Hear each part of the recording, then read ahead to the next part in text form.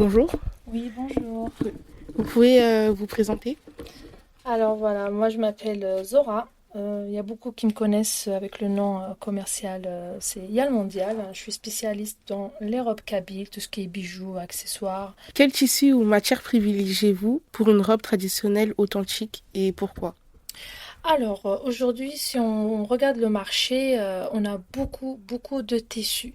Mais notre vraie robe kabyle, c'est un tissu qu'on change pas, quoi. C'est de la soie. La soie, on l'appelle, c'est connu, c'est Hayet, hein, c'est connu ce nom de robe. Bah, la preuve, les petites jeunes, quand elles viennent, elles choisissent toujours des robes dans le satin, dans quelque chose qui brille, tout ça. Mais quand on voit une maman ou une mamie qui vient, elle penche toujours sur ce tissu-là parce que c'est le tissu qui présente ou qui montre que c'est la vraie robe kabyle. Quels symboles ou messages culturels sont souvent intégrés dans vos créations?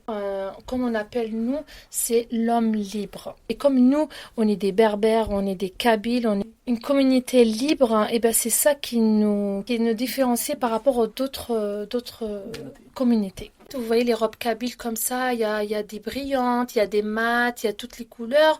Ceux qui connaissent pas, ils disent ça, c'est voilà, c'est des choix qu'on met comme ça. Ben non, chaque zigzag, chaque dessin, ça correspond à un village, à une histoire, à une personne, voilà, si je commence à vous montrer par exemple là des zigzags comme le village Ewadéen, ils ont leurs propres zigzags. On peut pas les mettre sur d'autres robes. Par exemple, le tissu que je vous ai parlé tout à l'heure, tissu la soie, Hayat, et ben une robe Ewadéenne qui est pas mise sur un tissu Hayat, pour moi c'est pas une robe Ewadéenne parce que c'est toute une histoire